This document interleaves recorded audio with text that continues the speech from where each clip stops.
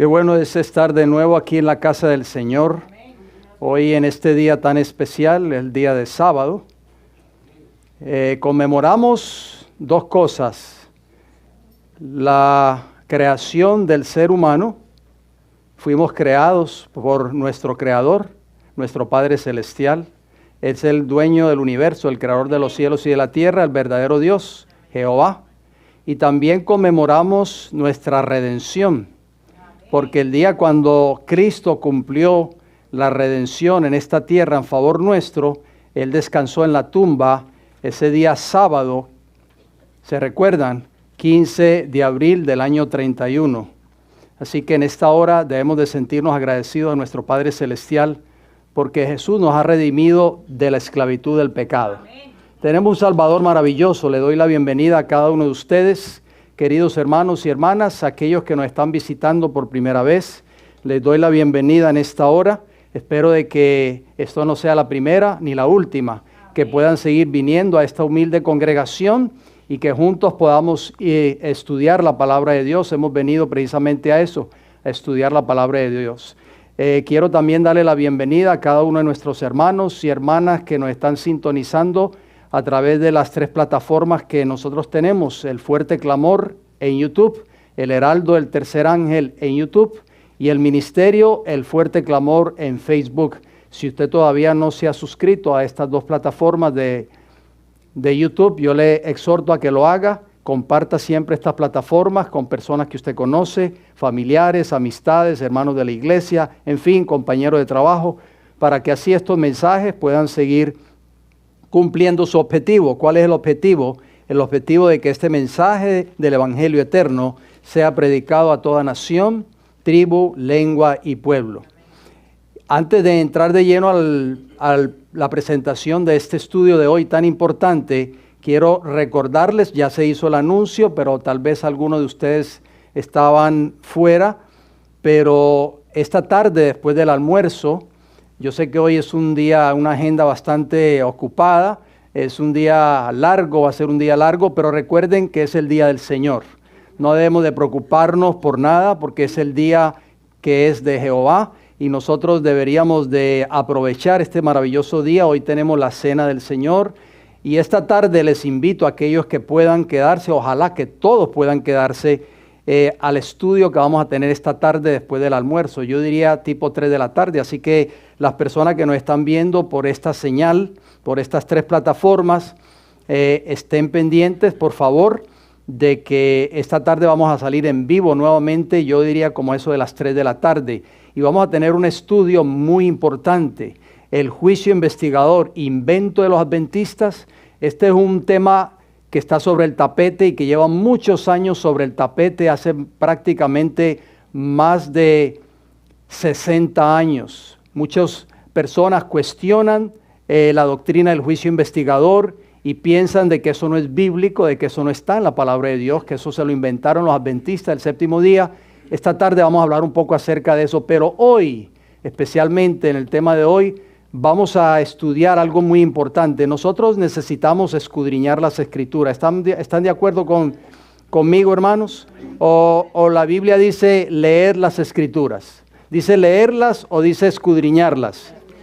¿Qué entiende usted por la palabra escudriñar? ¿Alguien si alguna vez ha buscado esa definición en el diccionario? La palabra escudriñar. Investigar, dice la hermana Luisa. ¿Qué? Cavar profundamente, examinar también, inquirir, averiguar, indagar cuidadosamente una cosa. Eso es lo que significa escudriñar, de acuerdo al diccionario avanzado de la Real Academia Española, página 474. Jesús en Juan 5:39 dijo que nosotros debemos de escudriñar las Escrituras, no leer las Escrituras. El pueblo de Dios hoy se ha dedicado a leer las Escrituras o tal vez a escuchar del labio de sus líderes religiosos los mensajes que escuchan cada semana en sus respectivas iglesias, pero nosotros tenemos que sacar tiempo para escudriñar las Escrituras. En las Escrituras hay muchas verdades, vetas de oro escondidas que no las podemos ver en la superficie. Tenemos que cavar profundamente para encontrarlas. Y hoy no es la excepción. Vamos a escudriñar un poco las Escrituras. Yo les exhorto de que tengan sus Biblias abiertas. Yo sé que muchos de ustedes traen sus libretas de apuntes. Les exhorto de que anoten, de que apunten. Y entonces el título de este estudio de hoy, conmemorando hoy una fecha histórica. Para aquellos que somos de la fe adventista, como creyentes adventistas del séptimo día, nosotros celebramos hoy, 22 de octubre, un evento profético que tomó lugar en el cielo, no aquí en la tierra. Guillermo Miller, que fue el precursor de este gran movimiento adventista, o William Miller, como se le conoce en inglés, él creyó de que ese evento profético, que era el que iba a tomar lugar al final del periodo profético de Daniel 8:14, o sea, al final de las 2300 tardes y mañanas de Daniel 8:14, él creyó que ese evento iba a tomar lugar en esta tierra. Y es por eso que vino el gran chasco adventista. También muchas personas que hablan con nosotros, yo he hablado con muchas personas que cuando saben que usted es cristiano o cristiana, lo primero que le preguntan es, ¿de qué denominación es usted? ¿Verdad que eso tiene las personas por costumbre preguntar? Y cuando usted les dice adventista del séptimo día, lo primero que le sacan es Guillermo Miller. Oh, ustedes son una falsa iglesia. Me lo decían mucho a mí, personas que se acercaban a nuestra mesa misionera cuando teníamos la mesa misionera allí en el mercado de Tampa, que ya ese mercado no existe. Estuvimos allí más de 5 años repartiendo literatura gratis. Y nos decía, ustedes son una iglesia falsa. Y yo dije, ¿por qué? Dice, porque ustedes tienen un falso profeta que se llamó Guillermo Miller, que profetizó que Cristo iba a venir en 1844 y nunca vino. Obviamente, si usted y yo no conocemos el trasfondo de esa historia, nosotros nos vamos a quedar desarticulados o no vamos a poder responder a esas interrogantes de estas personas, pero podemos probar con un escrito está de que el chasco adventista estaba profetizado en el santuario, queridos hermanos.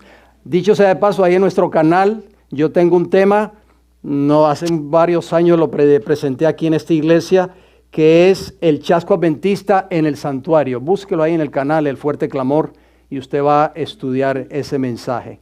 Habrá un juicio investigador de los santos por causa del evangelio. ¿Cuántos hemos leído Apocalipsis 14, 6 y 7? Yo sé que usted lo ha leído muchas veces. Hoy estamos conmemorando, ¿cuántos años, hermano? Estamos conmemorando de la fecha histórica. ¿Cuántos? 178. ¿Cuántos años más hay que esperar para que termine ese juicio investigador? Yo sé que usted estará preguntando, ¿y usted cómo sabe que hay un juicio investigador? ¿Dónde lo dice eso en la Biblia? No vamos a poder entrar, no nos daría el tiempo para entrar en todos esos detalles. Pero si usted entra al canal El Fuerte Clamor, usted puede entrar al encasillado que dice listas o playlist y busque una carpeta o un archivo que dice serie Daniel 8:14. Ahí hay 14 temas basadas en la profecía de Daniel 8:14, las 2300 tardes y mañanas. Yo les exhorto que tomen tiempo y entren a ese canal, El Fuerte Clamor, y vean esos mensajes. Apocalipsis capítulo 14, versículo 6, habla de ¿qué? Habla del evangelio eterno. ¿Qué entiende usted por eterno? Siempre. No tiene fin, no tiene principio ni fin. Usted lo dijo, hermana Milagros. Si usted va al diccionario y busca la definición para la palabra eterno, el diccionario lo único que le va a decir es que no tiene principio ni tiene fin. Entonces muchas personas piensan que el evangelio comenzó cuando Jesús vino a esta tierra. El evangelio dice Apocalipsis 14:6 que es eterno. O sea, no tiene principio y fin. El plan de la salvación fue creado antes de la fundación del mundo. O sea, es eterno. Y usted dirá, ¿y cómo es eso? Yo no lo entiendo. ¿Saben una cosa? Yo tampoco lo entiendo. Ya Dios había preparado el plan de la salvación antes de que el hombre fuese creado. ¿Cómo usted explica eso? Nosotros lo vamos a estudiar en el cielo, hermanos. La mensajera del Señor dice que los redimidos van a estar estudiando el plan de la redención por toda la eternidad. Dios nos va a revelar todos esos secretos. O sea, ¿por qué se le llama el evangelio eterno? Porque no tiene principio ni tiene fin. Es el mismo carácter de Dios. Dios es eterno, no tiene principio ni tiene fin. La ley de Dios es eterna, no tiene principio ni tiene fin. El gobierno de Dios es eterno, el trono de Dios es eterno, no tiene principio ni tiene fin. Entonces el evangelio es eterno. Ahora les voy a hacer una pregunta, mediten en lo que les voy a preguntar a continuación. Yo sé que usted ha leído Apocalipsis 14:6 muchas veces. Y Apocalipsis 14:7 empieza hablando del mensaje del primer ángel. Temed a Dios y darle gloria, porque la hora de su juicio ha llegado. Aquí está hablando del juicio. Se habla muy poco de eso, aún dentro del pueblo profeso de Dios. Y adorad a aquel que hizo el cielo y la tierra, el mar y las fuentes de las aguas. Cuando nosotros leemos la segunda parte del versículo 7 de Apocalipsis 14, nos hablan de que Jehová es el verdadero Dios, el creador del cielo, de la tierra, del mar y de la fuente de las aguas. Esto nos conecta con el cuarto mandamiento de la ley de Dios, el sábado. El único mandamiento de los 10 mandamientos que nos recuerda constantemente de que Jehová es tu creador y mi creador, que Él es el creador de los cielos y de la tierra. ¿Es quién? Es Jehová. ¿Y a quién tenemos que adorar? Solo a Jehová. Por eso que Satanás se ha propuesto atacar de todos los 10 mandamientos. Satanás, dicho sea de paso, odia la ley de Dios, toda la ley de Dios. Por eso es que el mundo hoy está en estas condiciones, porque el mundo está en abierta rebelión en contra de la ley de Dios. Y de todos los 10 mandamientos, el que más Satanás se ha propuesto atacar es ¿cuál? Es el cuarto mandamiento. Y usted dirá, ¿y por qué el cuarto? Porque el cuarto, cuando usted lee la tabla de los 10 mandamientos contenida en Éxodo 20, usted se da cuenta que el único de los 10 mandamientos que dice que Jehová es el creador de los cielos y de la tierra es el cuarto mandamiento. Y dice Apocalipsis 14, versículo 6 y 7, que debemos adorar solo ¿a quién? A Jehová. Satanás también quiso ser adorado. Satanás quiso poner un trono rival en el cielo. Lo dice el libro de Isaías. Por eso fue arrojado del cielo. Cuando él estuvo en esta tierra, tentó a Jesús en el desierto. Y una de las tentaciones hacia Jesús, le dijo, si postrado me adorares, todos los reinos que te he mostrado, te los voy a dar a ti. Jesús no sucumbió ante esa tentación. Jesús le dijo, adora a Dios. La palabra de Dios dice, adora a Dios, adorar a Dios y solo a Él tenemos que servir. O sea, Satanás siempre ha querido ser adorado, siempre quiso ser igual a Dios, así lo dice el profeta Isaías. Seré semejante al Altísimo, levantaré mi trono en el cielo y seré semejante al Altísimo. O sea, Satanás quiso siempre ser adorado igual que Dios. Por eso Satanás perdió su puesto en el cielo, por eso fue arrojado él y todos los ángeles que se unieron a su rebelión. Eso lo podemos estudiar en la serie que también está ahí en el canal, que lleva como título La mujer y el dragón. Ahí usted puede estudiar todos esos temas acerca del por qué Satanás fue arrojado del cielo. Él y la tercera parte de ángeles con él que se unieron a su rebelión. Hermanos y hermanas, el tiempo que estamos viviendo es solemne, es importantísimo. ¿Por qué? Porque Satanás ha querido opacar estos mensajes hoy dentro del pueblo profeso de Dios. Porque Satanás sabe que este mensaje contenido en Apocalipsis 14 es el último mensaje que Dios tiene misericordia para el mundo. Es el mensaje que va a preparar al mundo para la segunda venida de Cristo. Abramos nuestras Biblias un momento, por favor, en Apocalipsis 14, donde estuvimos leyendo la lectura bíblica. Si usted lee Apocalipsis 14, después de usted haber leído los mensajes de los 3 ángeles, usted va a ver algo muy importante en el versículo 14. Dice, miré y he aquí una nube blanca y sobre la nube uno sentado semejante al Hijo del Hombre, que tenía en la cabeza una corona de oro y en la mano una hoz aguda. Y del templo salió otro ángel clamando a gran voz al que estaba sentado sobre la nube, mete tu hoz y ciega, porque la hora de cegar ha llegado, pues la mies de la tierra está madura.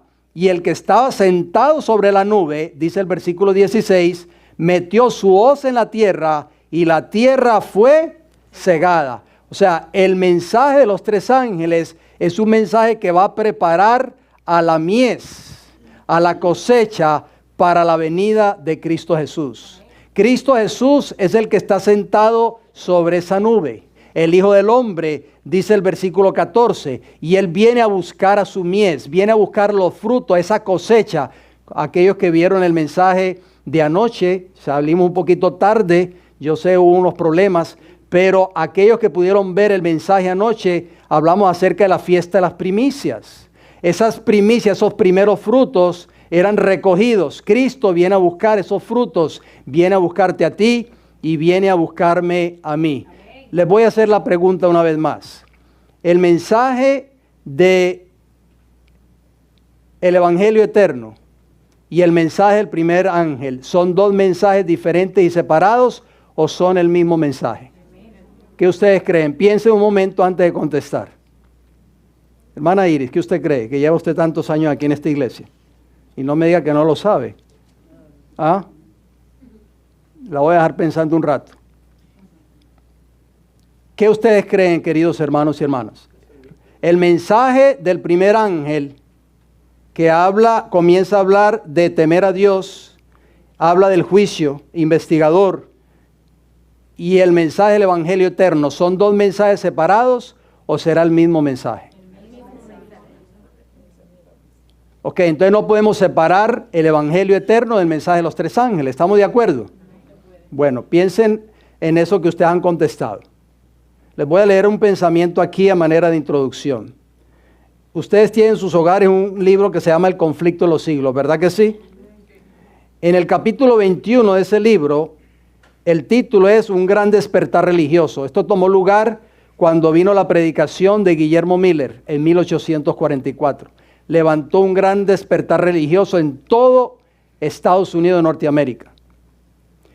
Dice así: en la profecía del mensaje del primer ángel de Apocalipsis 14, se predice un gran despertamiento religioso bajo la influencia de la proclamación de la próxima venida de Cristo. Se ve un ángel volando en medio del cielo, teniendo un evangelio eterno para predicarlo a los moradores de la tierra, a toda nación, tribu, lengua y pueblo. A gran voz proclama el mensaje. Oigan bien: temed a Dios y dadle gloria, porque la hora de su juicio ha llegado, y adorar a aquel que hizo el cielo y la tierra, el mar y las fuentes de las aguas. Ahí está el mensaje del evangelio eterno unido con el mensaje del primer ángel, Apocalipsis 14, 6 y 7. El mismo mensaje revela el tiempo en que este movimiento debe realizarse. Se dice que forma parte del evangelio eterno. O sea, la respuesta que ustedes dieron es correcta.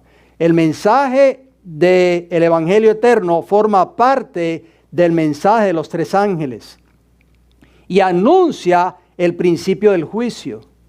¿Por qué este mensaje no se oye hoy? Si es el mensaje que va a preparar al mundo para la segunda venida de Cristo. El mensaje de salvación ha sido predicado en todos los siglos, desde los días de Cristo.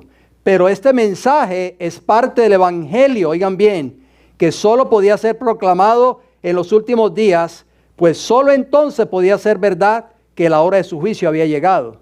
En otras palabras, estamos ya viviendo en esos días finales. ¿Por qué? Porque el juicio investigador comenzó hace 178 años atrás, si ustedes no lo sabían.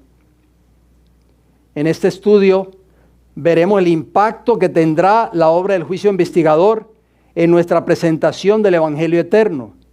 Porque podemos presentar el juicio, pero si no presentamos el evangelio, de nada sirve. O si presentamos el evangelio y no presentamos el mensaje de los tres ángeles, también es un mensaje incompleto. Tenemos que mezclarlo los dos mensajes. Al hacerlo, debería ser obvio que el evangelio, el plan de Dios para salvar al hombre, es la razón por la que debe de haber un juicio investigador. La mayoría de los profesos cristianos han aceptado hoy un evangelio que no tiene las credenciales divinas. Han pensado que el evangelio es simplemente aceptar una determinada doctrina y unirse a una iglesia. Pero vamos a empezar desde el principio. El hombre, el evangelio, ya dijimos que es eterno. O sea, existía desde la eternidad. Recuerden que el hombre, cuando fue creado en esta tierra, no existía el pecado. El pecado tristemente entró a este mundo por causa de la desobediencia de nuestros primeros padres. Vamos al principio, al libro de Génesis. Les invito a que abran sus Biblias en el libro de Génesis. El hombre fue puesto a prueba cuando estaba en el Edén.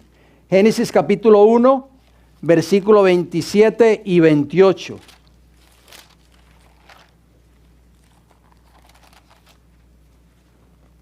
¿Qué dice el Señor? Génesis 1, 27 y 28. Y creó Dios al hombre a su imagen, a imagen de Dios lo creó, varón y hembra los creó. Versículo 28. Y los bendijo Dios y les dijo: fructificad y ¿qué? Y multiplicaos, llenad la tierra y ¿qué? Sojuzgadla, o sea, someterla o estar sujeta. Y señoread en los peces del mar. Señorear quiere decir tener dominio. En las aves de los cielos y en todas las bestias que se mueven sobre la tierra. O sea, este fue el plan original de Dios. Lamentablemente el pecado echó por tierra el plan original de Dios. O sea, el plan del Señor era que el hombre viviese en esta tierra eternamente y sin pecado. Pero algo pasó. El hombre tenía que ser puesto a prueba. Eso lo hemos explicado en la serie que acabamos de dar recientemente: el pecado, su origen, sus resultados y el remedio. Muchos hoy se preguntan el por qué Dios tuvo que colocar el árbol de la ciencia del bien y del mal en el Edén. ¿Se ha hecho usted alguna vez esa pregunta? ¿Se ha hecho usted alguna vez esa pregunta? Muchos me han dicho, si ese árbol no hubiese estado ahí, Eva nunca hubiese comido ese fruto y no existiera hoy el pecado. Por eso usted tiene que ver esa serie, queridos hermanos, el por qué Dios puso ese árbol allí en el jardín del Edén. Pero vamos a leer Génesis capítulo 2, donde estábamos. Volvamos a Génesis 2. Ahora vamos a leer los versículos del 15 al 17. Tomó pues Jehová Dios al hombre y lo puso en el huerto de Edén para que lo labrara y lo guardase. Y mandó, fíjese que esa palabra mandó en el original en hebreo es dar un mandamiento. Existía la ley de Dios, claro, no en tablas de piedra, pero en el corazón de los seres humanos, de Adán y Eva. Y mandó Jehová Dios al hombre diciendo: de todo árbol del huerto podrás comer, mas del árbol de la ciencia del bien y del mal no comerás, porque el día que de él comieres, ciertamente ¿qué? Morirás. ¿Y qué le dijo Satanás a Eva cuando Eva estaba por ahí dando vueltas por ese árbol y contemplándolo? Si usted lee el capítulo 3 y el versículo 4, Satanás le dice a Eva: no moriréis. O sea, todo lo contrario a lo que Dios había dicho. Dios le dice a nuestros primeros padres en el versículo 17, la última parte: si ustedes desobedecen, si ustedes comen de este árbol de la ciencia del bien y del mal, ustedes van a morir, ciertamente van a morir. No significa que ellos murieron instantáneamente después de que comieron del fruto, porque si usted lee el relato bíblico, Adán murió casi de 1000 años de edad. Simplemente que iba a entrar la muerte a este mundo, la muerte que existe hoy. ¿Por qué existen hoy funerarias? ¿Por qué existen hoy cementerios? ¿Por qué tenemos que ir a velorios cuando muere un ser querido, un familiar o una persona que conocemos? ¿Por qué? Porque hay tanta gente muriendo inocentemente en el mundo a causa de muchas razones: enfermedades, pandemias, guerras, etcétera, por causa del pecado. Dios se lo advirtió a nuestros primeros padres. Les dijo: el día que ustedes desobedezcan mi voz, desobedezcan mis mandamientos, ustedes van a ¿qué? Van a morir. Romanos 6:23, Pablo lo dijo, la primera parte: la paga del pecado es ¿qué? Muerte. O sea, la paga. Cuando usted trabaja en el lugar donde usted trabaja, al final de la semana o cada 2 semanas, usted recibe un pago. Usted recibe un cheque de su empleador. ¿Estamos de acuerdo? Por sus servicios, por su trabajo. O sea, la consecuencia, el pago que van a recibir los transgresores un día va a ser ¿qué? La muerte, no la vida eterna, queridos hermanos. Eso es lo que Satanás quiere hacer creernos a nosotros. Eso fue lo que le hizo creer a Eva. No, ustedes no van a morir, ustedes van a ir al cielo, aunque desobedezcan a Dios. Tenemos que tener mucho cuidado, por favor. Dice Romanos 6:23, repito, la primera parte, la paga del pecado es muerte. Muerte física y muerte ¿qué? Eterna. Y eso fue lo que le sucedió a nuestros primeros padres. O sea, Dios los probó su fidelidad. Y usted dirá, ¿y por qué Dios tuvo que hacer eso? Porque Dios no creó máquinas, no creó robots. Dios nos creó a ustedes y a mí, y hasta el momento ustedes y yo tenemos la libertad para elegir si queremos servirle a Dios o no queremos servirle. ¿Estamos de acuerdo? O sea, Dios nos creó con la libertad, o sea, libre albedrío. Dios, cuando creó a nuestros primeros padres, colocó el árbol de la ciencia del bien y del mal con el único propósito que si ellos obedecían, ellos iban a vivir eternamente. Si desobedecían, iban a perecer e iban a morir. De la misma manera sucede hoy. Tú y yo podemos alcanzar la vida eterna si queremos, siempre y cuando estemos dispuestos a obedecer la voz de Dios, que está expresa en su palabra. O si queremos la muerte eterna, pues Dios nos da también esa libertad para escoger. Y la muerte eterna se obtiene como producto de la desobediencia. Escuchen este pensamiento, por favor. Hay un libro que se llama La Historia de la Redención. La página 24 dice, cuando Adán y Eva fueron instalados en el hermoso huerto, tenían todo cuanto podían desear para su felicidad. Pero Dios, para cumplir sus omniscientes designios, quiso probar su lealtad antes que pudieran ser considerados eternamente fuera de peligro. Algo interesante, esa palabra probar. ¿Qué entiende usted por esa palabra probar?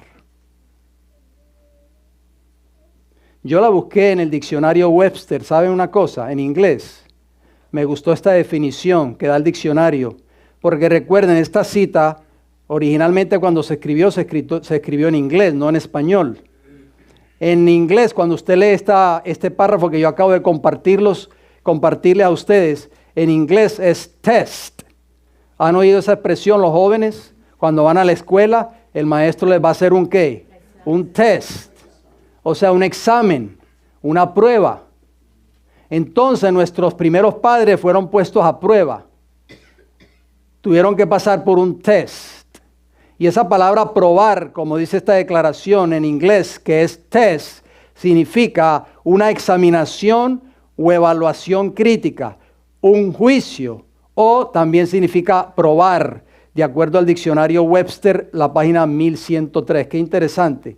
O sea, Dios quiso hacer una prueba en nuestros primeros padres, o un juicio, o una examinación para determinar si ellos iban a ser fieles o no a Jehová. O sea, el destino eterno del hombre fue puesto a prueba en el árbol de la ciencia del bien y del mal. La lealtad de Adán y Eva, el amor a Dios y la obediencia a la ley de Jehová fueron puestos ¿a qué? A prueba.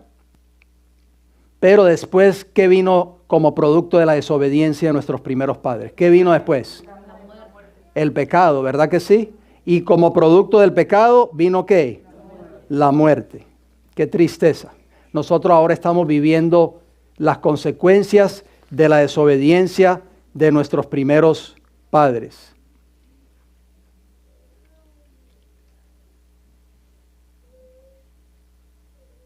Vamos al libro de Romanos capítulo 7, por favor. Romanos 7. Acompáñenme en sus Biblias, si son tan amables. Romanos capítulo 7.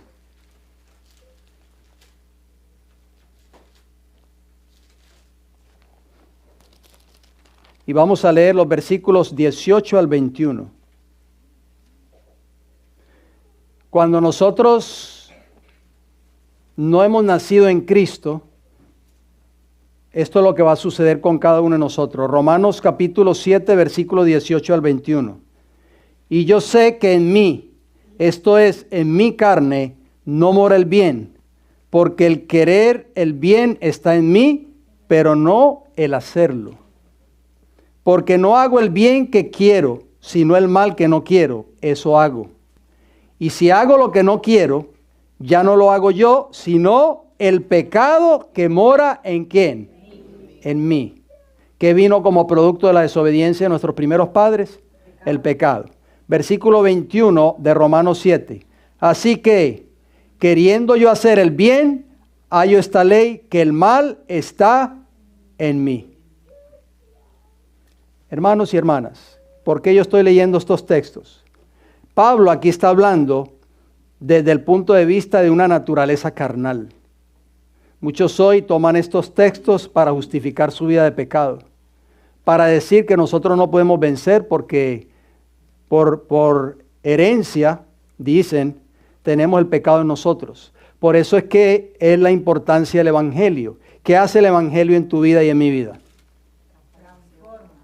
El Evangelio en tu vida y en mi vida nos libera de la esclavitud del pecado. Nos da una naturaleza nueva en Cristo Jesús. Por eso Jesús le dijo a Nicodemo, el que no naciere de nuevo no puede entrar al reino de los cielos. Si usted sigue leyendo el libro de Romanos, en el capítulo 8, ya el apóstol Pablo comienza a hablar de la nueva naturaleza. O sea, Pablo cuando habla en Romanos 7, del versículo del 18 al 21, está hablando de la antigua naturaleza que él poseía. Cuando él no era Pablo, ¿quién él era? Era Saulo de Tarso, perseguidor de la iglesia, un asesino, un hombre blasfemo y un hombre lleno de defectos de carácter. Pero Pablo tuvo un encuentro con Jesús. Ese es el encuentro que tú y yo necesitamos tener hoy. Una nueva experiencia en la vida de cada uno de nosotros. El primer punto del Evangelio es este. ¿Cuál es?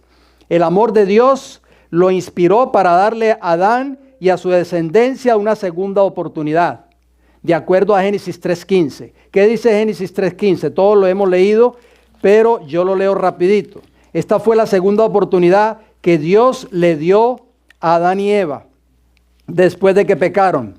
Y pondré enemistad entre ti, le está hablando a Satanás específicamente, y la mujer, Eva, y entre tu simiente, o sea, la descendencia o la simiente de Satanás, que son los hijos de desobediencia, y la simiente suya, la simiente de la mujer. Esta te herirá en la cabeza y tú le herirás en el calcañar.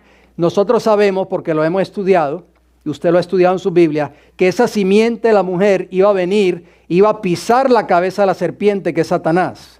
¿Quién era esa simiente de la mujer? Cristo Jesús. Queridos hermanos, cuando Jesús vino a esta tierra, el blanco de ataque de Satanás fue quitarle la vida a Jesús, no en el Calvario. Satanás intentó quitarle la vida a Jesús desde el mismo día que había nacido. ¿Se recuerdan cuando los sabios del oriente llegaron a Jerusalén e indagaron por el rey de los judíos que había nacido? Le preguntaron a Herodes, ¿dónde está el rey de los judíos que ha nacido? Venimos desde tierras lejanas, su estrella hemos visto y venimos a adorarle. Herodes se quedó perturbado porque el único rey que existía en ese entonces era Herodes. Y decía, ¿cómo que hay otro rey? A mí nadie me había dicho eso.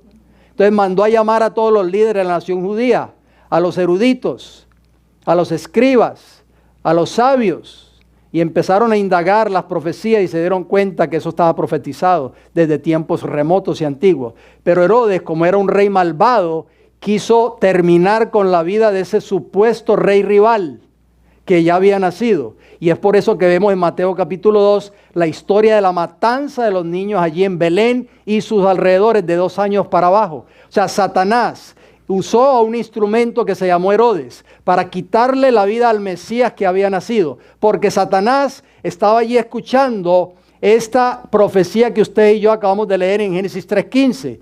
Él sabía que el Mesías, cuando él viniera a esta tierra, le iba a quitar el gobierno a Satanás, el imperio de la muerte, queridos hermanos y hermanas. Leamos en Hebreos, por favor. Esto es maravilloso. Por eso es que nosotros tenemos que agradecerle al Señor Jesús todos los días de nuestra vida por su amor y su misericordia, por el plan de la redención. Hebreos 2, versículo 14, le exhorto que abra su Biblia, querido hermano y hermana, no se distraiga, por favor.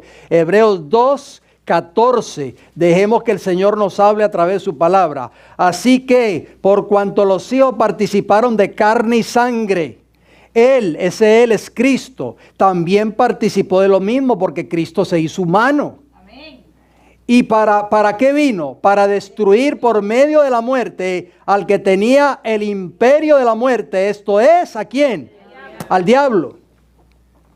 Jesús, hermanos, venció en la cruz del Calvario. Le quitó el imperio de la muerte a Satanás. Cuando Jesús fue sepultado y resucitó al tercer día, Jesús dijo: yo soy la resurrección y la vida. El que cree en mí, aunque esté muerto, vivirá. Por eso tú y yo tenemos la esperanza. Si morimos en Cristo, vamos a resucitar, porque Jesús es la garantía para que tú y yo salgamos un día victoriosos de la tumba. Amén. Satanás ya no es más el dueño de nuestras vidas. Cristo le quitó el imperio de la muerte a Satanás. Amén. Segundo, la pena final de la muerte eterna fue aplazada. Tercero, Dios nos dio el don de su propio Hijo para que viviese la vida que nosotros debemos vivir y para que muriese en nuestro favor la muerte que nosotros merecíamos morir.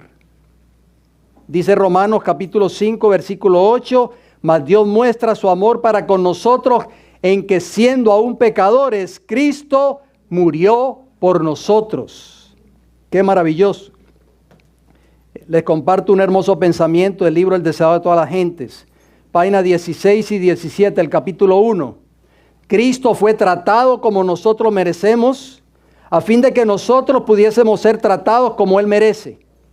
Fue condenado por nuestros pecados, en los que no había participado, a fin de que nosotros pudiésemos ser justificados por su justicia, en la cual no habíamos participado.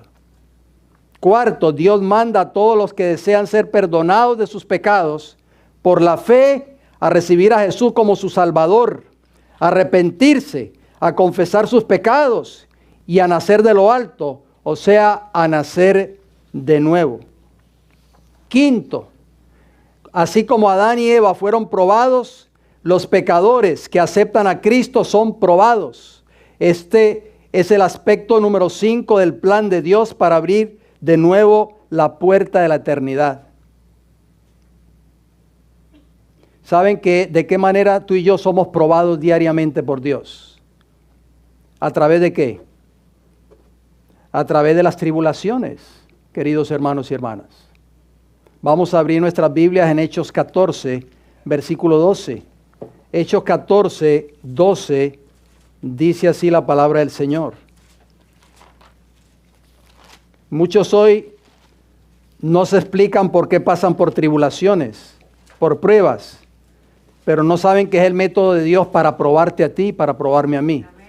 Hechos capítulo 14, versículo 22 dice: confirmando los ánimos de los discípulos, exhortándoles a que permaneciesen en la fe y diciéndoles: es necesario que a través de muchas tribulaciones entremos en el reino de Dios. ¿De cuántas tribulaciones? Muchas. Ay, hay muchos hermanos que no les gusta pasar por pruebas. Yo recuerdo que una hermana llegó una vez aquí en esta congregación y me dijo: cuando yo no era cristiana, yo no tenía problemas, yo no tenía todas estas pruebas que tengo ahora.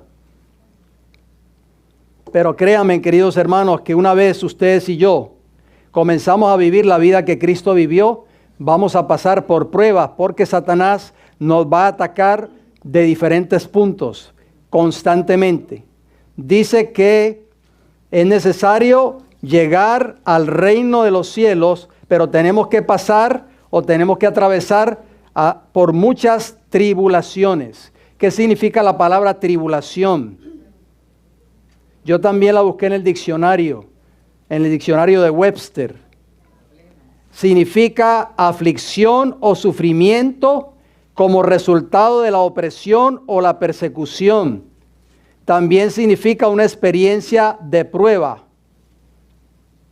Interesante. ¿Y esa palabra prueba qué significa?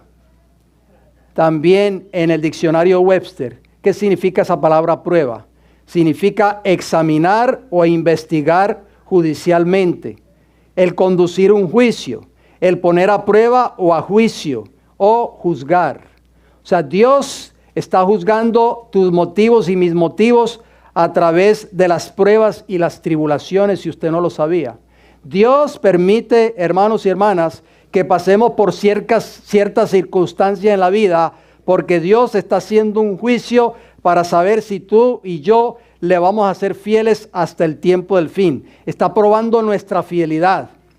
La Biblia es clara al enseñar que la cruz de Cristo no es una forma para desviar la prueba del ser humano. Antes de entrar al cielo, el corazón y la mente del creyente deben ser probados. Vamos a leerlo en Primera de Pedro, por favor. Casi al final de nuestras Biblias se encuentra el libro de Primera de Pedro, capítulo 1. Y vamos a leer los versículos 6 y 7 de Primera de Pedro. Está después de Santiago. Primera de Pedro 1, 6 y 7. Dice el apóstol Pedro, el que negó a Jesús que lo conocía 3 veces. ¿Qué dijo? 1, 6 y 7. En lo cual vosotros os alegráis, aunque ahora por un poco de tiempo, si es necesario, tengáis que ser afligidos en diversas ¿qué? Pruebas. Ahí está la palabra prueba. Examen, test, juicio. O sea, tú y yo debemos de alegrarnos, no sentirnos abatidos ni tristes, porque Dios está probando, está examinando tu vida y mi vida. ¿Con qué propósito? Para ver si somos dignos de la vida eterna. Versículo 7 de Primera de Pedro capítulo 1, ¿qué nos dice? Para que sometida a prueba vuestra fe, mucho más preciosa que el oro, el cual aunque perecedero se prueba con fuego, sea hallada en alabanza, número 1, en gloria, número 2, y honra, número 3, cuando sea manifestado, ¿quién? Jesucristo. O sea, esa fe tuya y mía, cuando Cristo venga por segunda vez, tiene que ser encontrada digna de alabanza, gloria y honra, para que Cristo venga a buscar esas gavillas o esa cosecha al final del tiempo de prueba. Saben que hay una palabra clave en el versículo 7 de Primera de Pedro 1. ¿Cuál es? A ver si ustedes la pueden descifrar. La palabra prueba. Para que sometida a prueba vuestra fe. Esa palabra prueba en griego, ¿por qué en griego? Porque el Nuevo Testamento fue escrito en griego.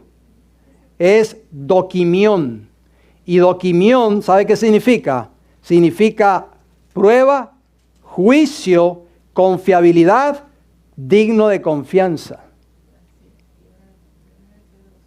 Primera de Pedro 1:7, lo acabamos de leer. Así que hermanos y hermanas, ustedes y yo estamos siendo probados. Estamos siendo juzgados por causa de ¿qué? Del Evangelio en estos momentos, si usted no lo sabía. El Evangelio no es solamente decir yo soy cristiano o soy adventista del séptimo día. El Evangelio es vivir la vida que Cristo sufrió. Y Cristo vivió una vida de constante prueba. Fue perseguido por Satanás desde el pesebre hasta el Calvario. Y también por sus enemigos que eran los líderes de la nación judía. Vamos a Primera de Tesalonicenses capítulo 2, un poquito hacia atrás. Mire lo que el apóstol Pablo agrega en Primera de Tesalonicenses 2, versículo 4. Una exhortación que nos da el Señor en su palabra.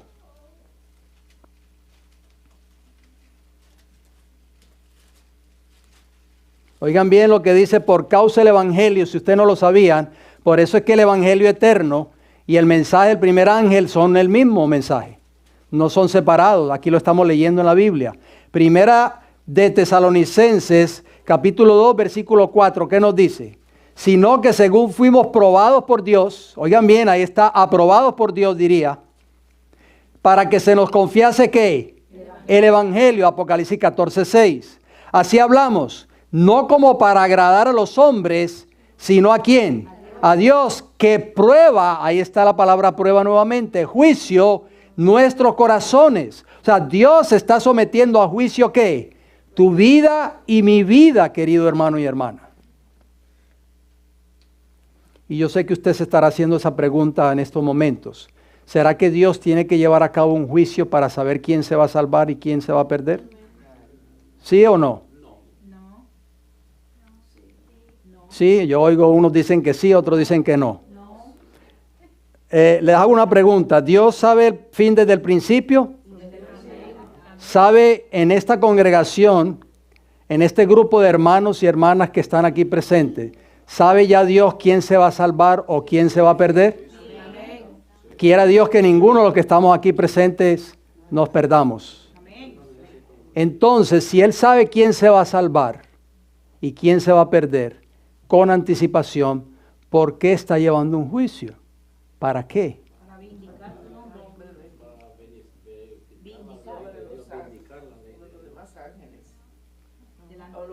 Okay. Cuando una persona es llevada ante un tribunal y es acusada de algo, esa persona es acusada porque ha violado ¿qué? La ley. ¿Estamos de acuerdo? Ustedes y yo tal vez nunca hemos ido a un tribunal. Yo tuve una vez que ir a un tribunal porque serví de testigo a una persona. Y créame, estar en una sala de un tribunal es bien, no complicado, se pone uno nervioso. Porque está el juez, está el jurado, está el fiscal y está el abogado defensor. Entonces nosotros, ustedes y yo estamos involucrados en este juicio. ¿Sabe quién verdaderamente, hermanos y hermanas, está siendo juzgado? Es Dios. Y usted dirá, ¿cómo es posible? Dios, su gobierno, su ley, su trono está puesto en juicio. Y ustedes y yo, a través del Evangelio, hemos sido llamados en esta tierra para vindicar el carácter de la ley moral de Dios, que es la base de su trono y de su gobierno. ¿Estamos entendiendo, queridos hermanos y hermanas? O sea, ustedes y yo somos partícipes de este juicio. Hoy no se habla de este tema en la iglesia. ¿Por qué? Porque los pastores o los líderes creen de que el juicio le mete miedo a la gente. Porque relacionan al juicio como algo que es para castigar solamente. No, el juicio que Dios está haciendo es para vindicar su carácter, para vindicar su ley, para vindicar su trono. Y esa obra, ¿quién la va a hacer? Tú y yo, hermanos y hermanas. Tú y yo vamos a vindicar el carácter de la ley de Dios. Y vamos a poder decir, como dijo Pablo en Romanos 7:12, la ley de Dios es justa, santa y ¿qué? Y buena. Tú y yo no podemos obedecer la ley de Dios por nuestras propias fuerzas, porque vamos a fracasar una y otra vez. La única manera de que tú y yo podamos obedecer esa ley moral es a través de la experiencia del nuevo nacimiento. Es a través de Cristo morando en tu vida y en mi vida. Por eso Jesús le dijo a Nicodemo, el que no naciere de nuevo no puede entrar al reino de los cielos. Eso es lo que hace el Evangelio en tu vida y en mi vida. El Evangelio en tu vida y en mi vida nos cambia completamente, nos da una mente nueva, nos da una nueva naturaleza e implanta, siembra esa ley moral en nuestros corazones. Y créanme, no puedo yo obedecer la ley por mi propia fuerza porque voy a fracasar una y otra vez. Es Cristo morando en mi vida que hace la obra en ti y en mí. Así lo dijo Pablo, lo vamos a leer rapidito. Gálatas, leamos Gálatas por favor. Pablo entendió este mensaje. Hay muchos hoy, han pasado casi 2000 años y no quieren entender este mensaje todavía. Esta es la esencia del Evangelio, hermanos. El Evangelio no es doctrina, el Evangelio es una experiencia, es la vida de Cristo en tu vida y en mi vida. Las personas allá afuera tienen que ver un cambio en tu vida y en mi vida. Tus familiares, tus seres queridos, las personas con que tú te relacionas, tus compañeros de trabajo, tienen que ver en ti y en mí personas diferentes, transformadas por el poder del Evangelio.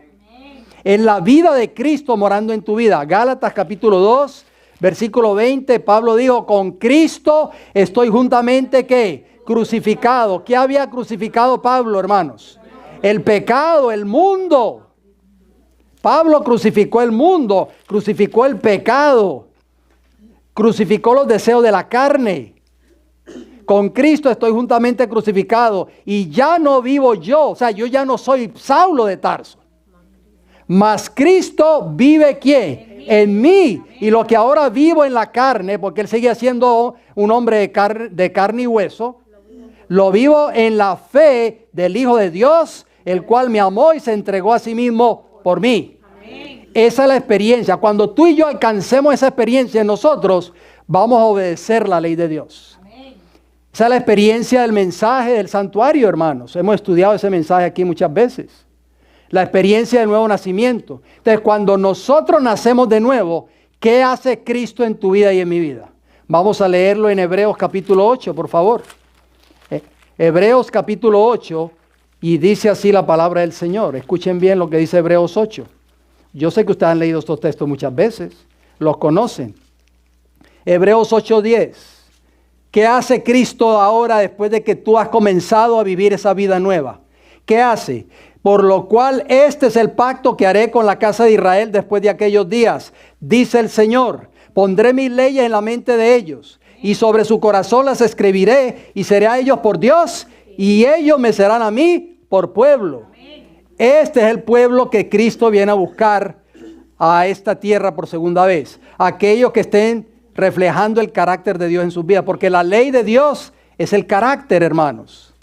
Lo que no tenía la nación judía en los días de Cristo. Lo que no tenían los líderes de la nación judía. Los líderes de la nación judía tenían las escrituras. Tenían los rollos proféticos. Conocían la ley de Dios. Guardaban el sábado. Eran muy estrictos en la ley de Moisés, pero no tenían lo más importante, no tenían el carácter de Cristo. Querían matar a Jesús, lo odiaban de muerte, procuraron su muerte desde el principio, desde el mismo principio de su ministerio, no ya en los últimos días de ministerio en esta tierra. Desde el mismo principio querían matar a Jesús. O sea, hermanos, estaban vacíos por dentro. Aparentaban ser religiosos por fuera, aparentaban ser muy cristianos, pero por dentro estaban vacíos. Tenían el espíritu ¿de quién? De Satanás, lamentablemente. Jesús se los dijo, Jesús los desenmascaró en Juan capítulo 8, versículo 44. Vosotros sois de vuestro padre, ¿qué? El diablo. ¿Por qué? Porque las obras del diablo queréis hacer. Procuráis matarme, hermanos. Entonces, ¿qué es lo que el mundo necesita hoy? El mundo hoy más que nunca necesita la experiencia del evangelio eterno en su vida. La experiencia del evangelio eterno no es conocer las 28 doctrinas de la iglesia, hermanos. El evangelio es la vida de Cristo en tu vida y en mi vida. Y el evangelio te liberta del pecado. Pablo lo dijo, no me avergüenzo del evangelio, porque es poder de Dios para salvación. A mí me ha salvado, a mí me ha rescatado, a mí me ha sacado de la incredulidad, de la maldad y del pecado. Romanos 1:16. Eso es lo que va a hacer el evangelio en tu vida y en mi vida hoy. Por eso Dios está llevando a cabo ese juicio investigador. Porque cuando tú y yo seamos renacidos de nuevo, seamos cambiados, seamos transformados por el poder del evangelio, esa ley de Dios va a ser vindicada en tu vida y en mi vida. Y la ley de Dios, hermanos, va a ser vindicada en el cielo. Satanás no podrá levantar su dedo contra ti en el día del juicio. No te podrá acusar. ¿Por qué? Porque tú y yo hemos vivido la vida de Jesús y vamos a vindicar esa ley en esta tierra. Que Dios te ayude y me ayude a mí hoy a ser fiel, a obedecer esa ley moral, a vindicar el carácter de Dios en nuestras vidas.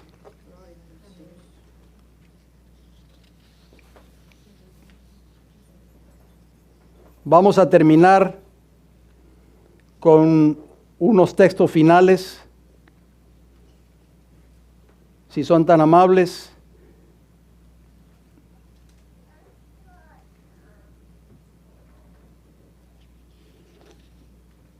Hebreos capítulo 10, versículo 22.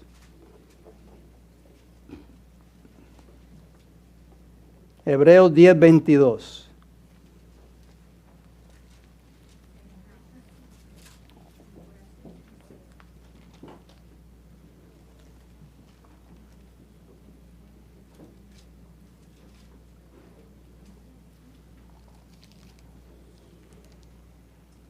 ¿Qué dice la palabra del Señor? Acerquémonos con corazón sincero, en plena certidumbre de fe, purificados los corazones de mala conciencia y lavados los cuerpos con agua pura. Acerquémonos al trono de la gracia en esta hora, de acuerdo a Hebreos 4:16. Cristo Jesús quiere cambiar nuestras vidas, hermanos y hermanas, si nosotros se lo permitimos. Si nosotros le damos esa oportunidad a Él en esta hora, Él puede cambiar tu vida y mi vida. Tiene que haber una consagración de nuestra parte si queremos un día estar delante del trono de Dios. Recuerden, hermanos y hermanas, que la ley de Dios es eterna, porque es la base del trono de Dios. Ningún gobierno puede existir en esta tierra si no existiesen leyes. ¿Qué sucedería si el gobierno de este país, por así decirlo, anulasen todas las leyes de este país? Habría un caos y una anarquía. Todo el mundo haría lo que quisiera y muchas personas morirían y se derramaría mucha sangre por las calles de este país. Cada país, sin importar el país que sea, es gobernado por leyes. El gobierno de Dios, hermanos, tiene su ley, esa ley moral, sus 10 mandamientos. Tú y yo vamos a ser juzgados un día por esa ley, así lo dice el apóstol Santiago. Vamos a compadecer ante ese juicio. Por eso no debemos de tenerle miedo al juicio. El juicio no es un método de Dios para condenarte a ti o a mí. El juicio que Dios está haciendo es para que tú y yo en esta tierra vindiquemos su carácter. Vindiquemos el carácter de la ley moral de Dios. Y así Satanás podrá decir verdaderamente, y un día podrá decir que la ley de Dios es verdaderamente justa, santa y buena, porque Dios va a tener en esta tierra un pueblo que va a vindicar su carácter. Quiera el Señor que entre ese pueblo nos encontremos cada uno de nosotros. Le voy a invitar al hermano Freddy, por favor, que pase, y les voy a invitar a cada uno de ustedes, por favor, de que nos pongamos en pie. Vamos a cantar un hermoso himno para terminar esta primera parte. Antes de cantar el himno, quiero hacer un pequeño anuncio. Los hermanos y las hermanas que nos están sintonizando, mantengan su sintonía, porque una vez terminemos este himno, vamos a dividirnos para tener la primera parte del servicio de la comunión, o sea, el lavamiento de los pies. Así que les digo por anticipado, las damas que van a participar, les vamos a pedir que vayan pasando, cuando se dé la señal, por supuesto, que pasen a la parte de atrás. Los caballeros vamos a estar aquí en este cuarto pequeño en la parte del frente. Así que vamos a cantar, hermano Freddy, adelante, por favor. A buscar en nuestros signarios el himno 176. Pongámonos en pie los que podamos, por favor, porque nos sirve que nos desentumimos un poquito. 176.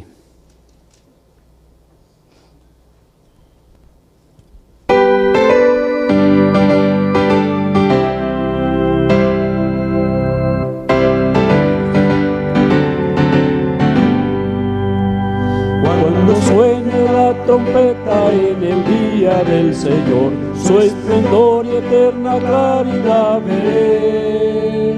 Cuando lleguen los salvados ante el mano redentor y se pase lista, yo responderé.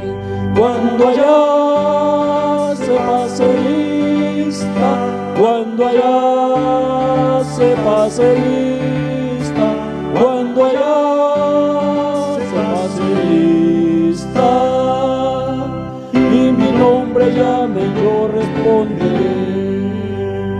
Resucitarán gloriosos los que duermen en Jesús, las delicias celestiales a gozar, y triunfantes entrarán en las mansiones de la luz. Para mí también habrá un dulce hogar.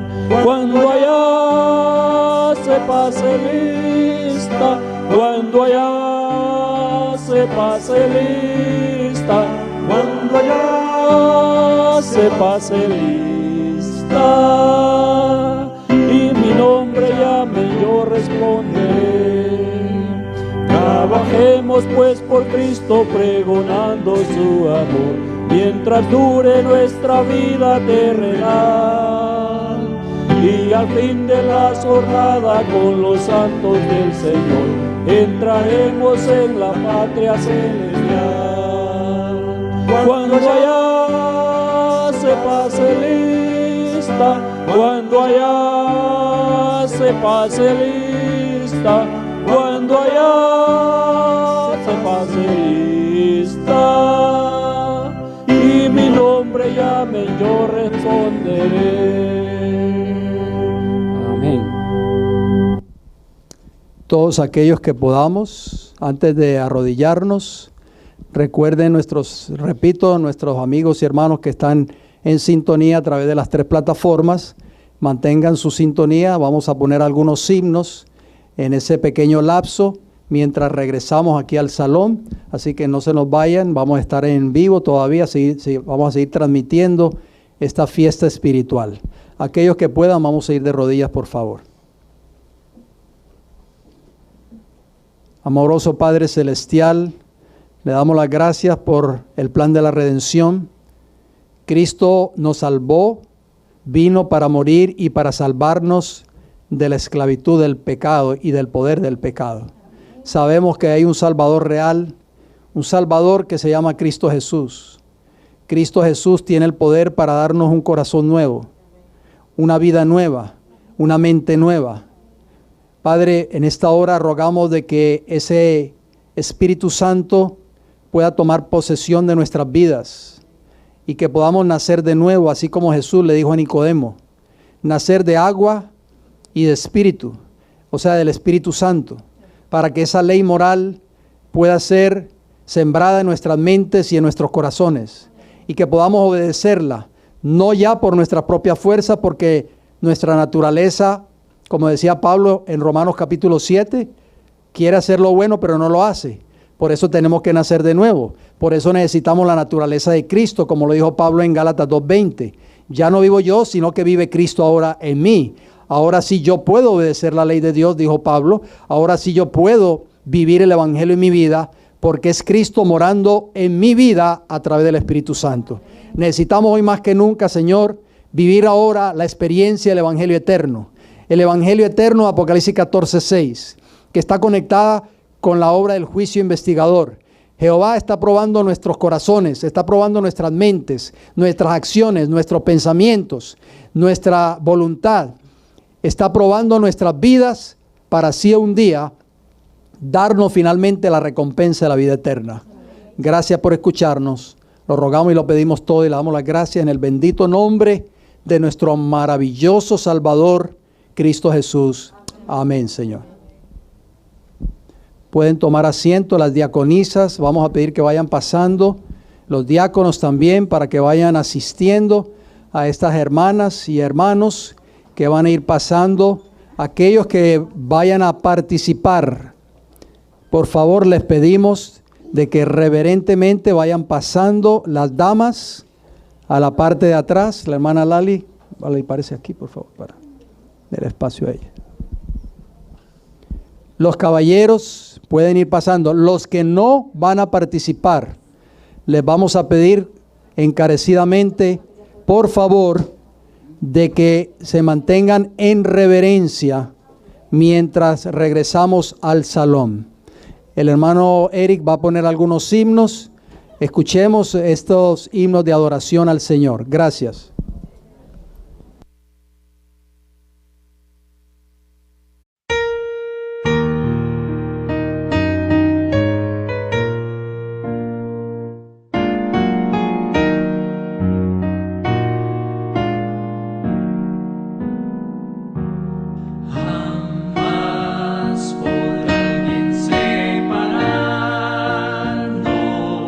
De Cristo nuestro Redentor.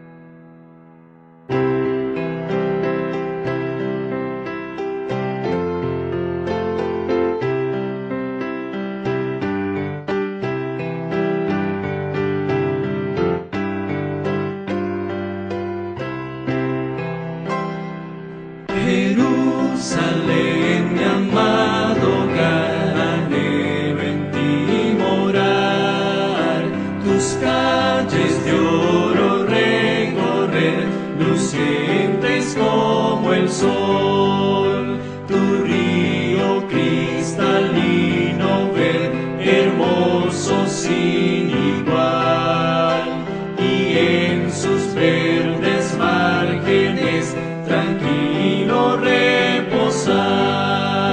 Jerusalén, Jerusalén,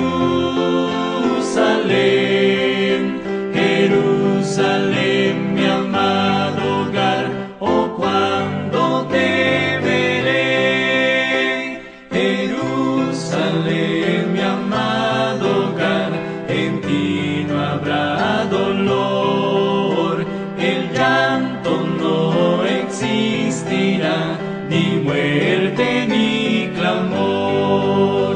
Allí no habrá enemistad, pues reinará el amor, y solo habrá felicidad con nuestro Redentor. Jerusalén, Jerusalén, Jerusalén, mi amado hogar, oh cuando te veré.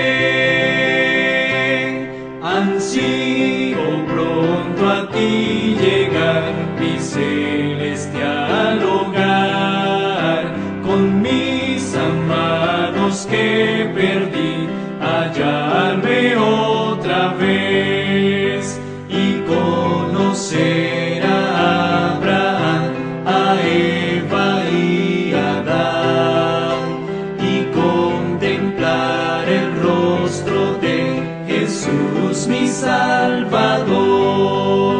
Jerusalén, Jerusalén, Jerusalén, mi amado hogar, oh cuando te veré.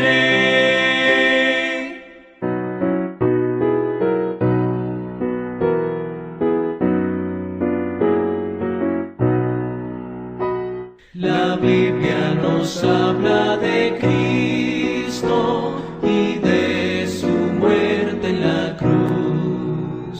Su santa palabra ha dicho que Él pronto vuelve en luz. Te hayas visto a encontrar al Señor, lo haces todo con fe y con amor.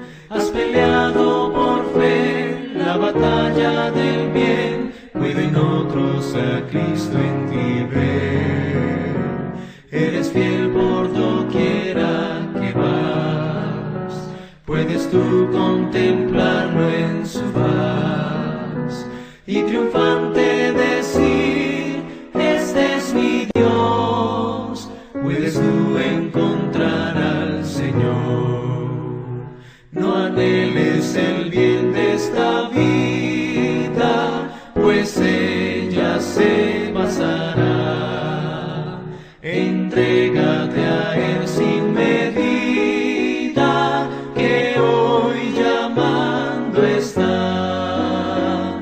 Te hayas visto a encontrar al Señor, lo haces todo con fe y con amor.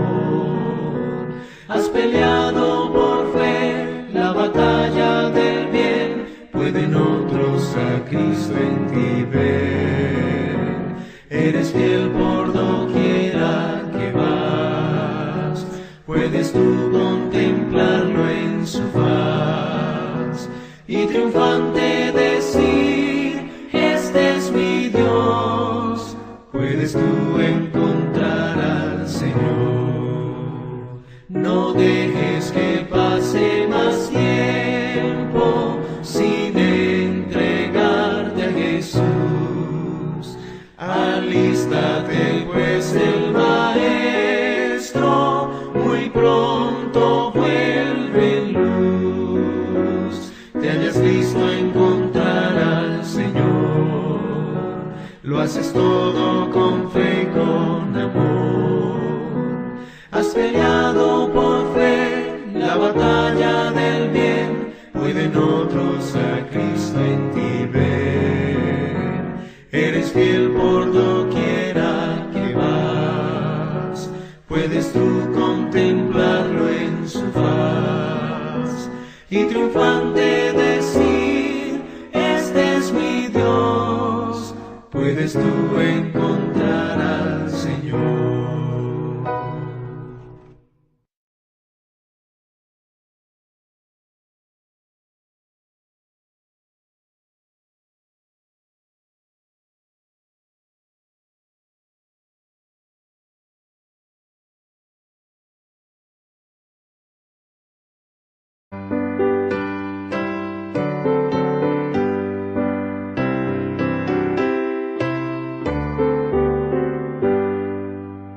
Dadme la Biblia, reluciente estrella, norte del nauta en tormentoso mar. Nunca el nublado esconderá su brillo, pues las tinieblas pueden disipar.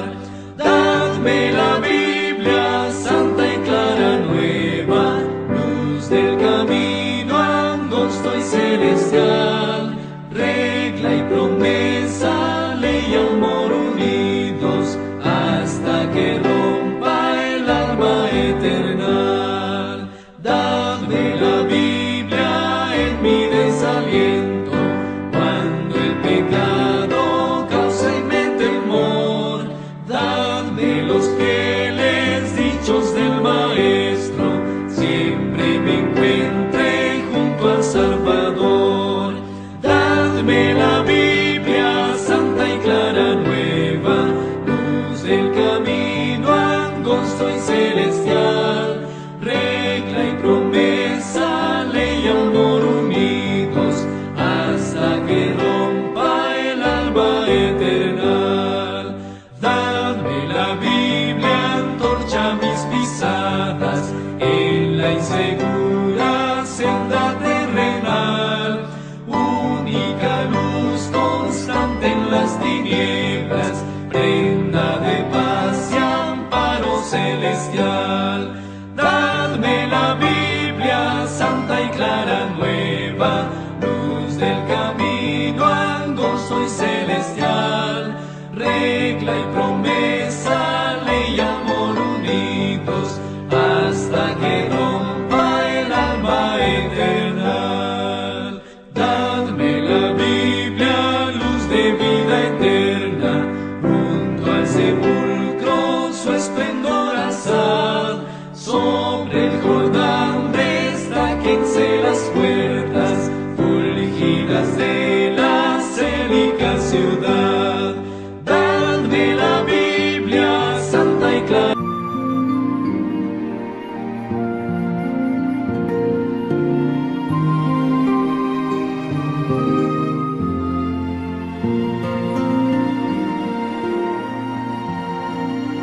Señor mi Dios, al contemplar los cielos y astros mil girando en derredor, y al oírte en retumbantes truenos, y al contemplar el sol en su esplendor, te amo y proclamo por tu gran poder, cuán grande eres, oh Jehová. Te exalto a ti con toda mi alma y ser. Grande eres tú, grande eres tú. Al contemplar arroyos y florestas, los pajarillos oigo en su cantar, y alrededor percibo mil bellezas, y brisa suave viene a refrescar. Te amo y proclamo por tu gran poder, cuán grande eres, oh Jehová. Te exalto a ti con toda mi alma y ser. Grande eres tú,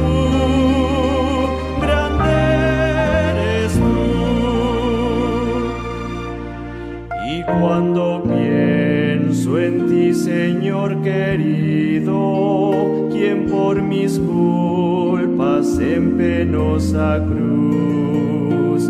Dolor sufriste que hombre no ha sufrido. Cuánto te quiero, amado y buen Jesús. Te amo y proclamo por tu gran poder. Cuán grande eres, oh Jehová. Te exalto a ti con toda mi alma y ser. Grande eres tú, grande eres tú.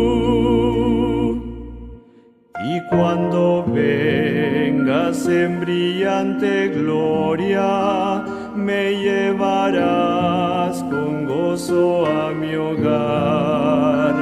Te alabaré por darme la victoria, tu gran poder y gloria he de cantar. Te amo y proclamo por tu gran poder.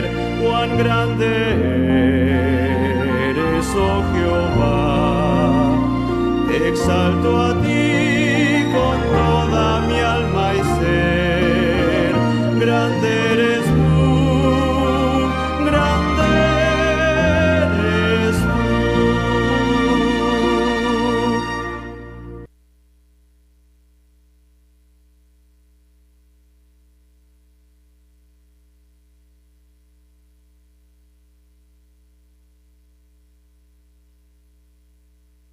Las páginas 615 y 616 del capítulo 72 de este hermoso libro,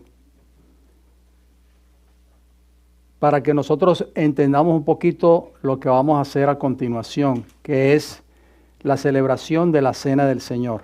Este hermoso rito fue establecido por Cristo en el aposento alto con sus discípulos un día antes de morir por nosotros en la cruz del Calvario. Dice así: demasiado a menudo los ritos que señalan la humillación y los padecimientos de nuestro Señor son considerados como una forma. Fueron instituidos con un propósito. Nuestros sentidos necesitan ser vivificados para comprender el misterio de la piedad. Es patrimonio de todos comprender mucho mejor de lo que los comprendemos los sufrimientos expiatorios de Cristo. Debemos mirar la cruz del Calvario, que sostiene a su Salvador moribundo. Nuestros intereses eternos exigen que manifestemos fe en Cristo. Nuestro Salvador dijo: si comiereis la carne del Hijo del Hombre y bebiereis su sangre, tendréis vida en vosotros. Porque mi carne es verdadera comida y mi sangre es verdadera bebida. Esto es verdad acerca de nuestra naturaleza física. A la muerte de Cristo debemos aún esta vida terrenal. El pan que comemos ha sido comprado por su cuerpo quebrantado. El agua que bebemos ha sido comprada por su sangre derramada. Nadie, santo o pecador, come su alimento diario sin ser nutrido por el cuerpo y la sangre de Cristo. La cruz del Calvario está estampada en cada pan, está reflejada en cada manantial. Todo esto enseñó Cristo al designar los emblemas de su gran sacrificio.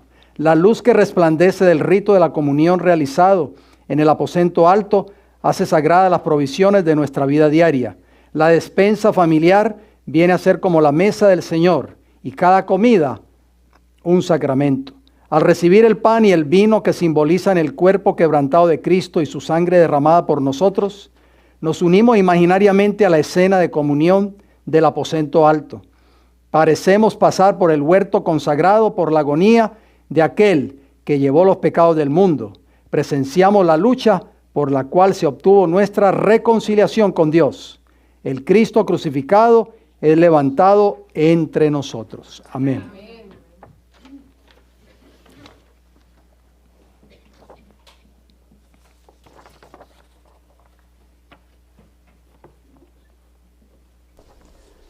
Vamos a buscar en nuestros signarios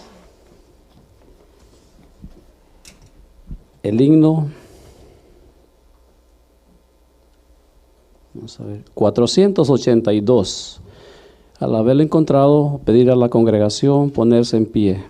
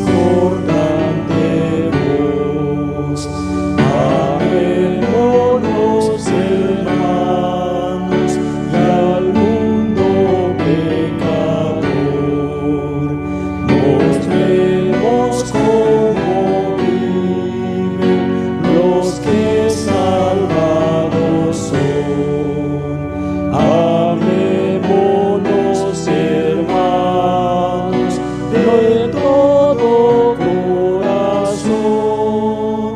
Gloria a Dios y el Padre, su ley es de amor. Pueden sentarse.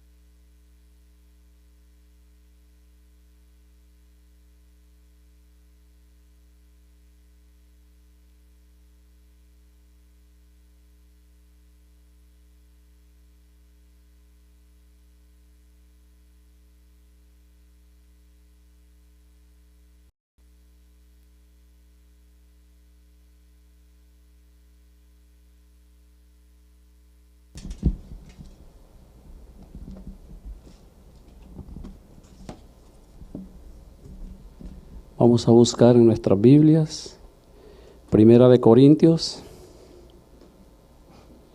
11, 23 y 24. Primera de Corintios 11, 23 y 24. Dice así: pero en el Señor ni el varón 11. Oh, sí, perdón, estábamos acá. 23 y 24 dice: porque yo recibí del Señor lo que también es enseñado, que el Señor Jesús, la noche que fue entregado, tomó pan, y habiendo dado gracia, lo partió y dijo: tomad, comed, esto es mi cuerpo, que por vosotros es partido, haced esto en memoria de mí. Amén.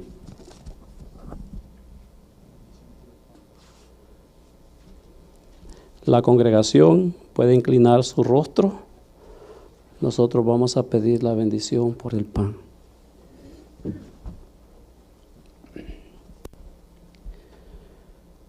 Padre nuestro que está en el cielo, santificado, glorificado sea su nombre.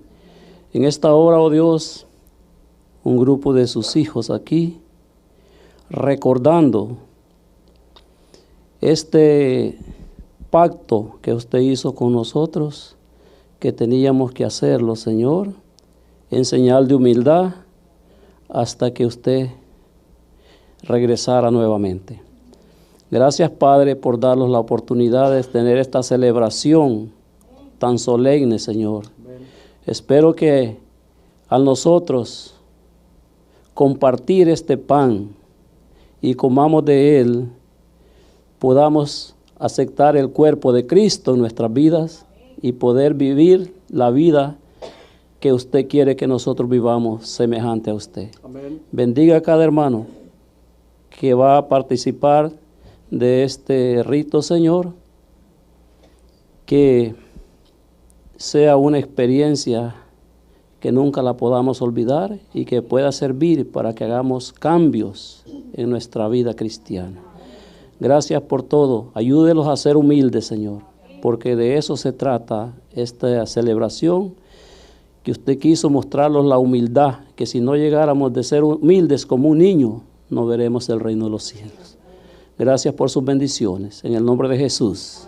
Amén.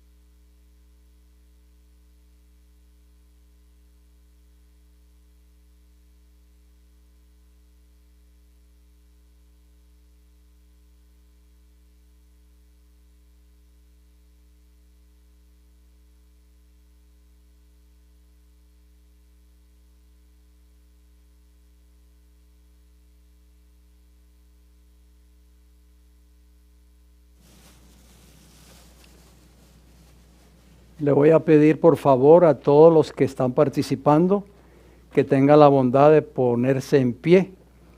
Cuando el diácono pase a servirle, usted va a coger un pedacito de pan que representa el cuerpo quebrantado de Jesús. Todos los que participaron en el lavamiento de los pies pueden ponerse en pie, por favor.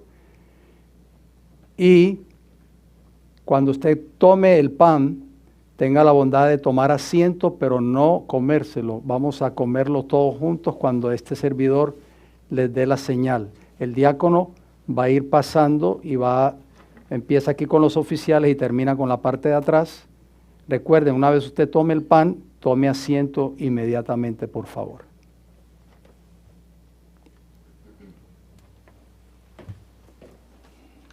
Ponga el micrófono allá.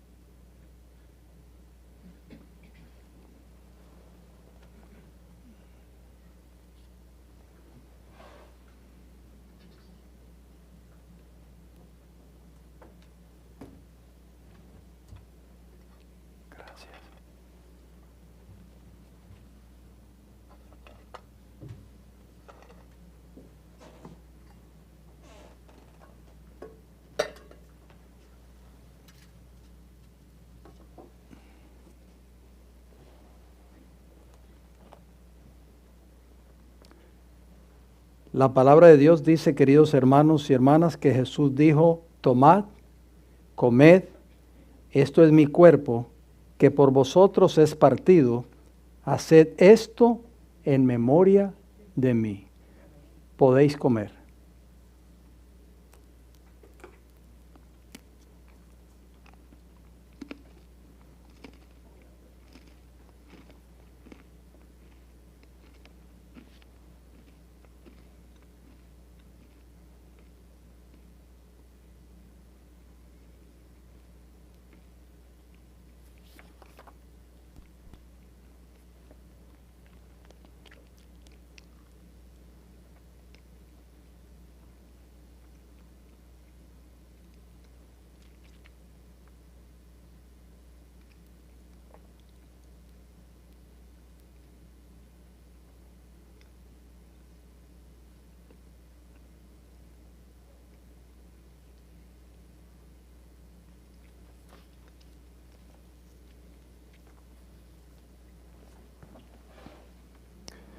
Vamos a continuación a tener la lectura bíblica por el vino, que se encuentra en 1 Corintios, capítulo 11, donde estábamos anteriormente, pero leeremos los versículos a continuación, versículos 25 y 26. 1 Corintios, repito, capítulo 11, versículos 25 y 26. Dice la palabra del Señor.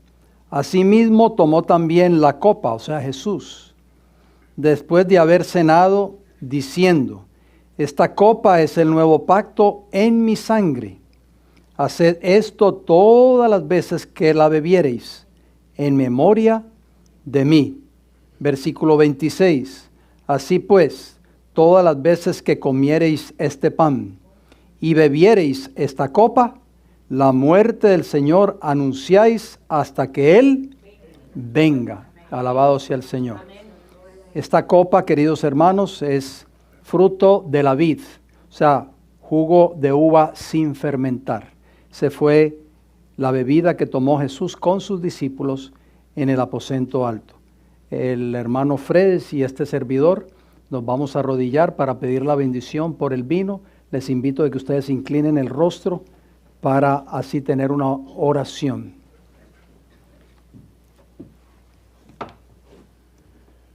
Querido Padre Celestial, gracias por la sangre de Cristo Jesús que fue derramada por nosotros en la cruz del Calvario. Gracias porque la sangre de Cristo nos limpia, nos purifica y nos lava de todos nuestros pecados. Venimos arrepentidos, Señor, en esta hora, celebrando esta maravillosa cena, dándole las gracias, Padre, porque cada vez que nos congregamos como hermanos y hermanas en Cristo Jesús, anunciamos de que Cristo está a las puertas, de que Cristo viene pronto, donde un día en el reino de los cielos celebraremos esa cena con el Cordero y con todos los redimidos. Anhelamos ese día, Señor. Por eso queremos prepararnos en esta hora para estar listos, para que cuando Cristo venga podamos ir con Él a las mansiones celestiales. Bendiga, Señor, este vino, que este vino, símbolo de la sangre derramada por nosotros en la cruz del Calvario, que al beberlo, Señor, estemos bebiendo la sangre de Cristo Jesús en símbolo, o sea, bebiendo la vida de Cristo Jesús en nosotros. Que Cristo Jesús haga un cambio en nuestras vidas, que Cristo Jesús pueda transformar nuestros caracteres, para que podamos vivir una vida de santidad, una vida que pueda honrar y glorificar el nombre de Jesús en esta tierra. Bendiga a cada hermano y hermana aquí presente. Te lo pedimos todo y le damos las gracias en el nombre de Jesús. Amén, Señor.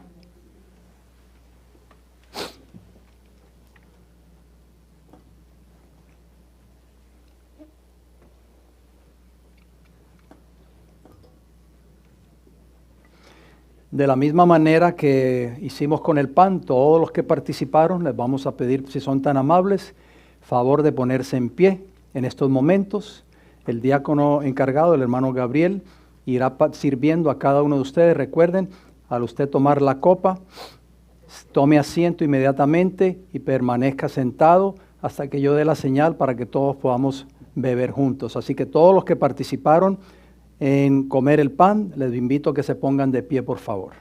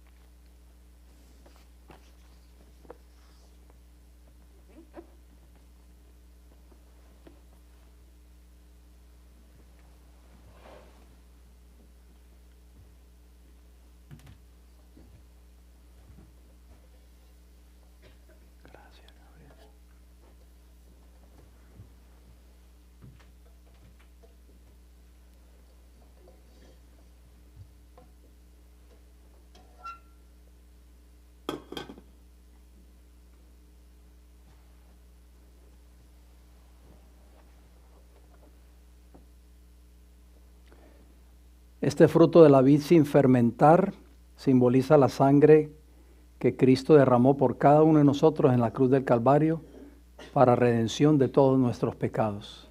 Jesús dijo, bebed, esta es mi sangre del nuevo pacto, podéis beber.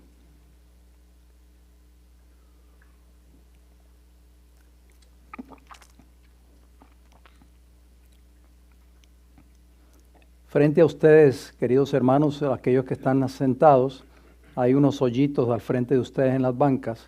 Ahí pueden ir depositando esas copitas. Los diáconos y las diaconisas, una vez terminado el servicio, se encargarán de recoger esas copitas. Los pueden ir colocando ahí, en esos hoyitos que están frente a ustedes en las bancas.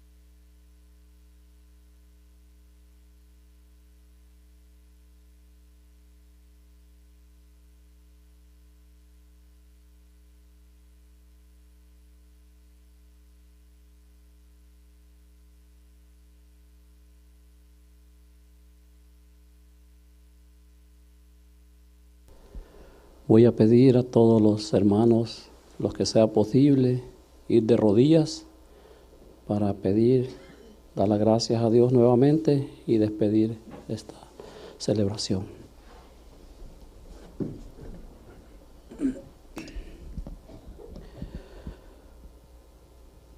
Bondadoso Dios que mora en las alturas de los cielos, en esta hora, usted ha visto el corazón de cada hijo suyo en este lugar. Amén. Usted también ha visto, Señor, los que están escuchando a través de la señal que está en el aire, Señor, que aunque no están con nosotros reunidos, pero ellos pueden contristar sus corazones también, Señor, y poder tomar una decisión de entregar su vida a usted. Padre, estamos viviendo los últimos días de la historia en esta tierra. Los rumores, las señales que hay en esta hora, Señor, los están apuntando, los están advirtiendo que su venida está cerca. Como hijos suyos, como pueblo de Dios, como creyentes que creemos en un nuevo advenimiento, en un segundo advenimiento, Señor, debiéramos de estar afligiendo nuestras almas, contristando nuestros corazones y buscando de usted. Padre, si hay alguna situación que todavía no hayamos arreglado en nuestras vidas, si hay cadenas que todavía los tienen atadas, Padre, para servirle completamente a usted, en esta hora le pido, Padre, que ponga su mano sanadora, su mano que puede quebrantar cualquier cadena, cualquier dificultad, Señor, si nosotros le buscamos de corazón. Ayúdelos, Padre, a tomar una decisión. Si todavía estamos acariciando algún pecado que los está interrumpiendo para servirle, que los da vergüenza, tal vez hasta arrodillarlos, Señor, ir a buscar su justicia, ir a buscar su gracia, Señor, porque eso es lo que el enemigo quiere que nosotros creamos, Padre. Pero yo sé que usted está tocando la puerta de nuestro corazón. La justicia de Dios está, Señor, disponible. El Espíritu Santo está disponible para cada uno de nosotros, pero sí tenemos que buscarlo con fe, con amor, con ese deseo, Señor. Así como cada día nos levantamos para hacer nuestras labores cotidianas, así debiéramos que buscar de usted primeramente, Señor, antes de salir de nuestros hogares. Ayúdelo, Señor, si no estamos practicando eso en nuestras vidas, que hagamos esos planes para hacerlo, Señor. Ya estamos terminando este año, Señor. que hagamos propósito, que hagamos planes, no esperar al otro año. Ya cuando entremos este año venidero, Señor, que nosotros seamos personas quebrantadas por el Espíritu Santo, Señor. Que podamos empezar este año con gozo, con alegría, no importando las cosas que hayan a nuestro alrededor, Señor. Al contrario, debemos de ponerlos felices porque sabemos que usted está pronto a venir. Cuando veáis todas estas cosas, dijo Jesucristo, erguíos y levantad vuestra cabeza, porque la redención está cerca. Así que este es mi deseo y oración en esta mañana, en esta tarde, que cada uno de nosotros al levantarlos de nuestras rodillas y poderlos poner en pie, que nuestra mente, que el Espíritu Santo haya trabajado en cada una de nuestras mentes y podamos salir cambiados de este lugar. Con el deseo de mostrarles a nuestros familiares, a nuestros vecinos, a nuestras personas que están alrededor, que Cristo vive en nosotros y que somos una nueva criatura por causa del Evangelio. Gracias, Padre, por todas sus bendiciones. Ahora le pedimos, Señor, que bendiga los alimentos que vamos a ingerir y que bendiga a cada hermano que se ha hecho presente en este lugar esta mañana y a cada hermano que ha estado en sintonía, cada visita, cada persona que ha estado en sintonía a través de las redes sociales, que ponga su mano de amor y de paz y misericordia sobre ellos también. Gracias por todas sus bendiciones. En el nombre de Jesús. Amén. Amén.